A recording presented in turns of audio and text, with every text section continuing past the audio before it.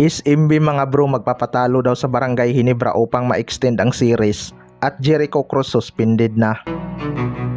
So isang talo na lang mga bro, Boracay na nga itong Barangay Ginebra. Akala nga ni Coach Timcon ay masisilat nila ang SMB noong Game 5 dahil umabot na ng 14 points ang kanilang lamang, pero bigla ngang uminit ang shooting ng SMB. Lamang na nga sa series ang SMB mga bro at baka tatapusin na nila agad ang series na to. Pero may mga nagsasabi nga na magpapatalo daw ang SMB para ma-extend ang series dahil kapag umabot ito ng Game 7 mga bro, panigurado dodumugin talaga ito ng mga fans. Lalo na't maganda din ang series ng kabilang bracket. Well, para sa akin mga bro, gustong gusto nga ng Barangay Ginebra ang mga do or die game na laban.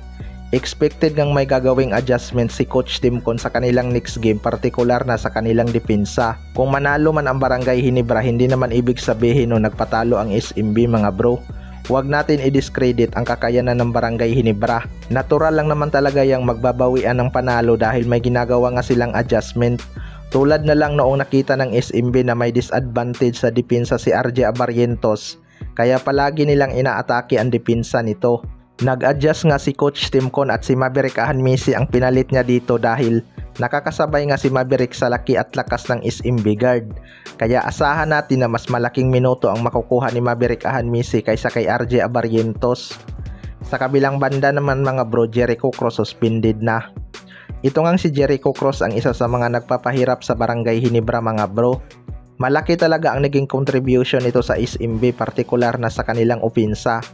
Mahirap ngang pigilan ang kanyang shooting lalo na kapag uminit gaya noong Game 5. Marami ngang nayayabangan sa player na to mga bro dahil sa kanyang padila kapag nakakaskor. May mga Ginebra fans nga ang may gusto na isuspindi daw itong si Jericho Cruz.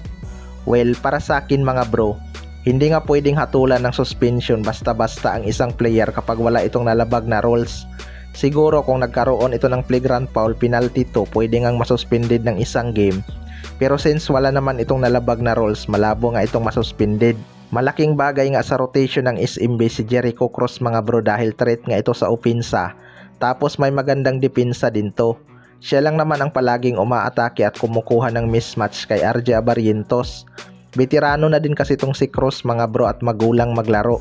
Kaya si Maverick Ahanmisi ang ini-match up ni Coach Timcon sa kanya.